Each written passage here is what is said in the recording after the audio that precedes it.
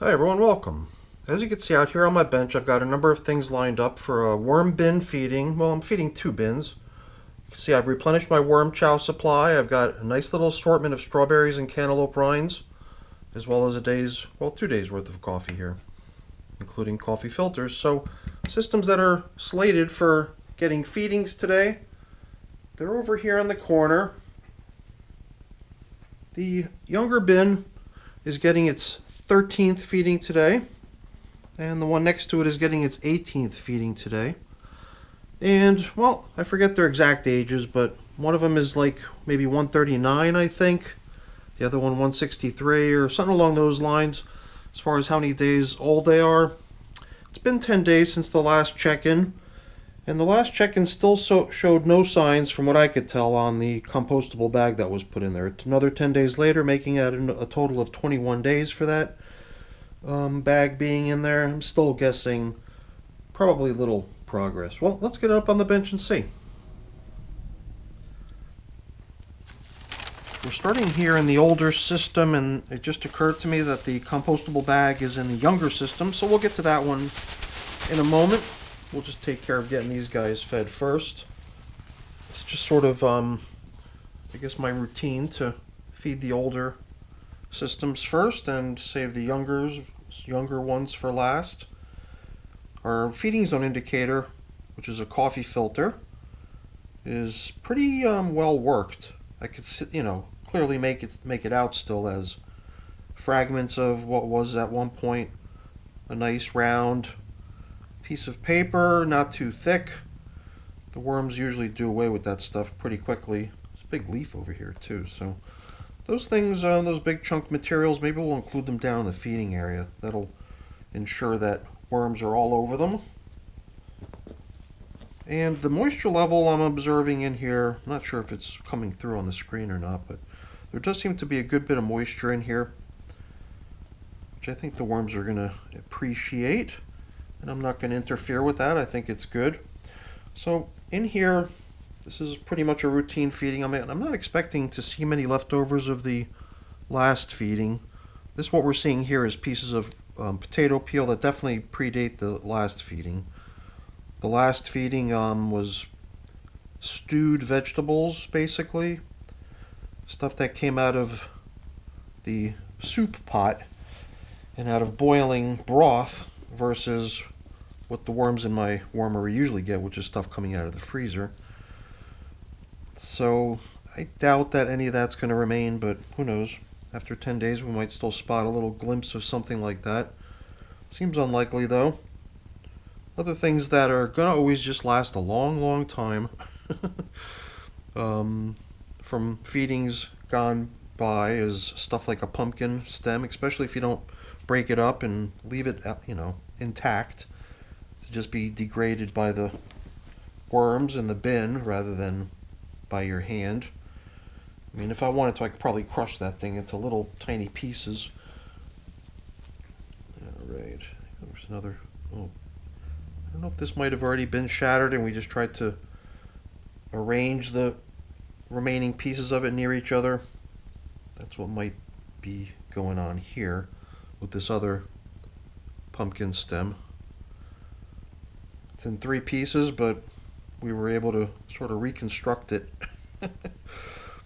Okay, so it feels like I've been digging here, and the hole that I've been trying to create just hasn't really gotten anywhere. No, I think it has actually, because I guess what I'm really doing first here is just seeing if I could even nudge things outwards to give ourselves a lot of space. I've been trying to adopt a somewhat different approach to utilizing the space in my bins.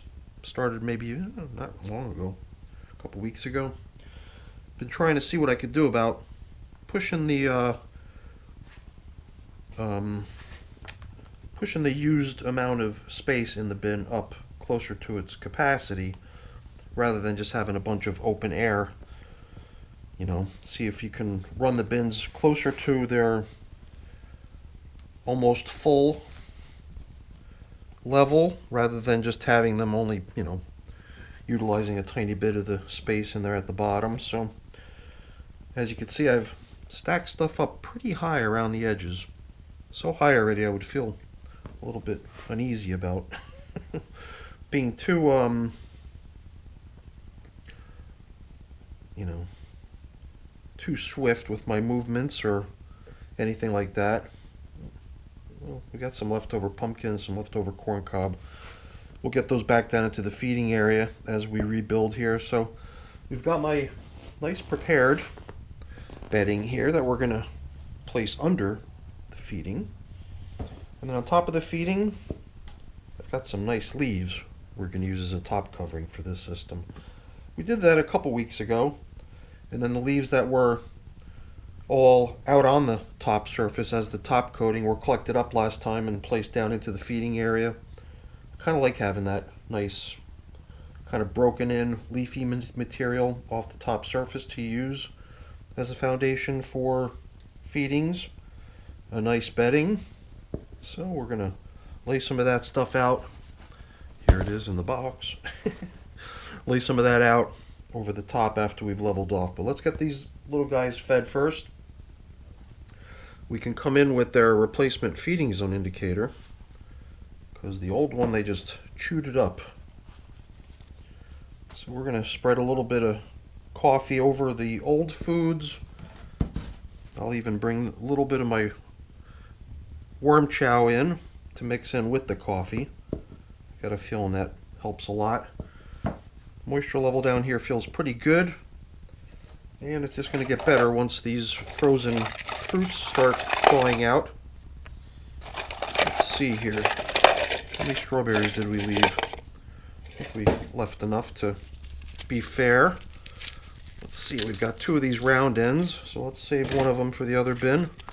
And as far as the rest of the stuff in here, in this little pile, I think we can divvy it up pretty easily so that we've got 2 systems fed almost equally. Yeah, that seems like a pretty good arrangement. Doesn't seem like all that much now. It seemed like more when I was bringing it down here, but I guess you got to remember that all that paper that was placed in here as the foundation for the feeding, that's all, you know, as soon as all the juices out of these fruits start to drip down there and soak up into that paper, it's going to make that stuff almost like a yummy treat. So they'll be chewing on that bedding in no time. I'm certain of it. Okay, so maybe, what the heck? We're trying to bring the level up, and it seems like we've got a little bit further that we can go. So let's top off the feeding with a little bit more shredded paper. That's pretty cool. I can see it's just cool how it's like sort of shines like a little, you know, shiny globe, as if it was made out of glass. It's a warm cocoon on the tip of my finger there. So it's kind of nice to see. And well, I think there's not much left to do other than level off.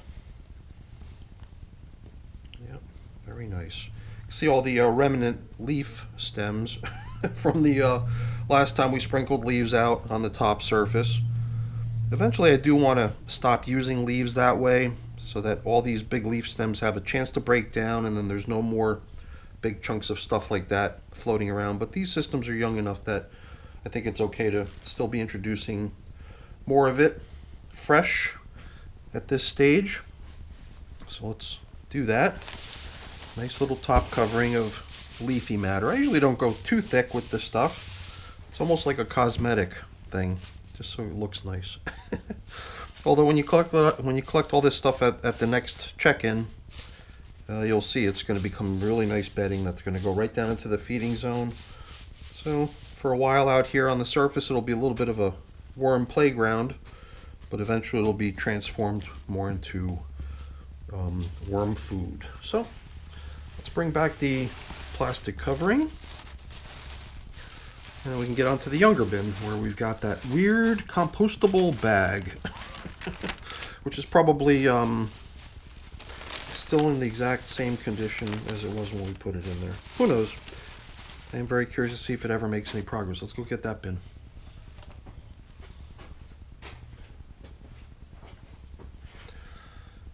Okay, so the containers that these systems are running in are almost identical, I guess.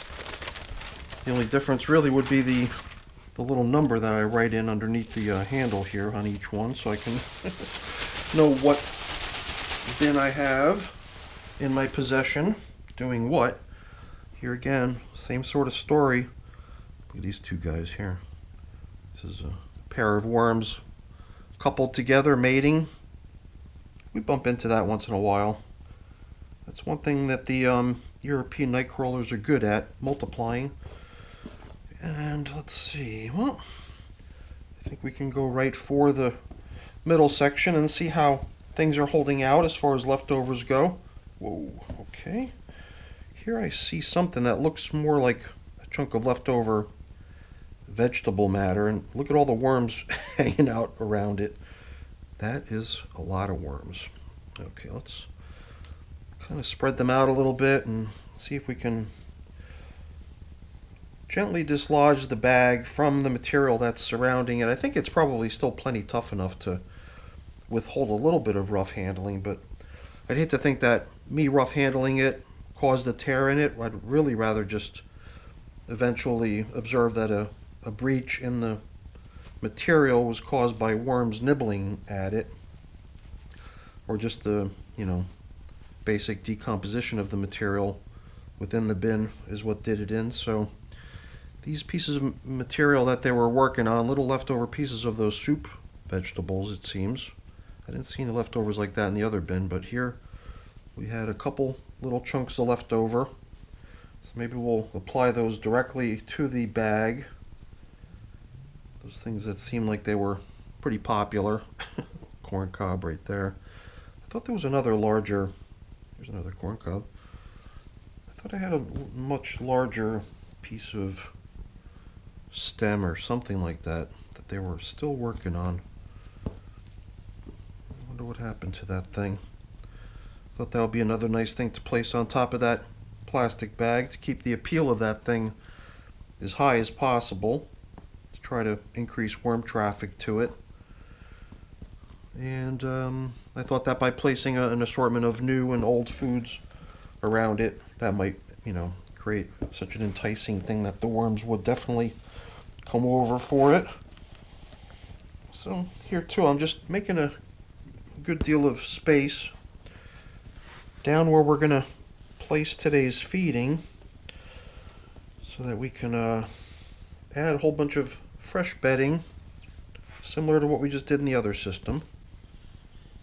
Yeah, let's get these little worms off my finger. It looks like this glove is going to be seeing the trash after we're finished here.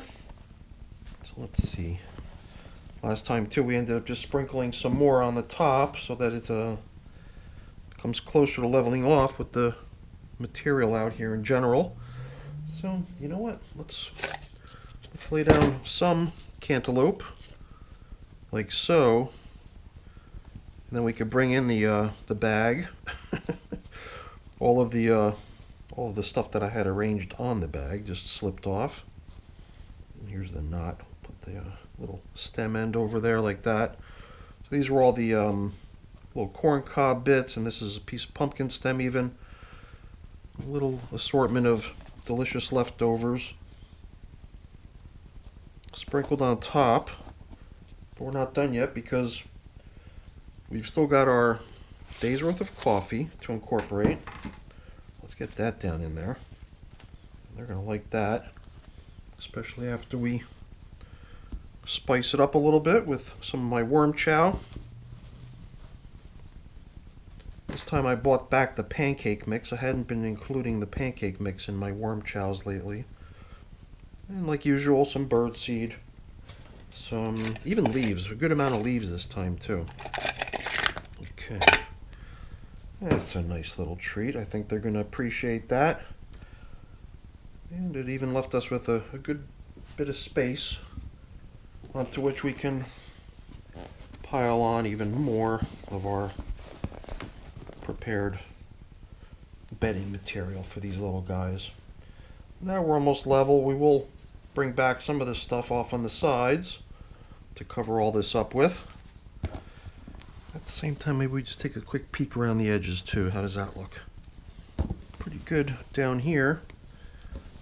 Still seeing lots of leaf stems littering the material, but that's still good. It's all good stuff. I think it actually creates nice little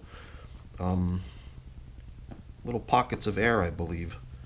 You know, being out in the material, just sort of interfering with the material being able to just clump up to itself. So I don't know if I'm just imagining that that's probably what's happening, or if it's actually happening, but you can sort of see little sticks and stems scattered throughout the material, helping it preserve some air cavities and be a little bit more breathable. You can see that happening.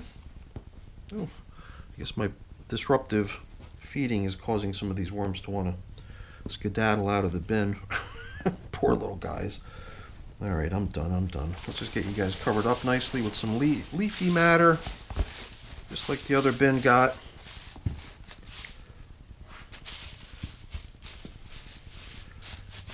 And on top of that, we've even got the nice replacement feeding zone indicator. Alright, oops, that's that for that glove. Well, that was fun. Nice little quick check-in, get rid of some scraps out of the refrigerator. They got kind of lucky today. That was a pretty yummy little feast of fruits there. Nice chunks of melon, nice whole strawberries, and all that bedding. I bet you the bedding is just as popular as the yummy foods. Alright everyone, that's it for today's check-in with these European night crawlers. This system, the younger, getting its 13th feeding, the last one getting its 18th feeding.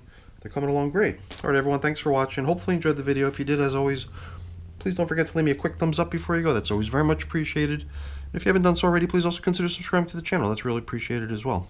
Have a great day. Bye now.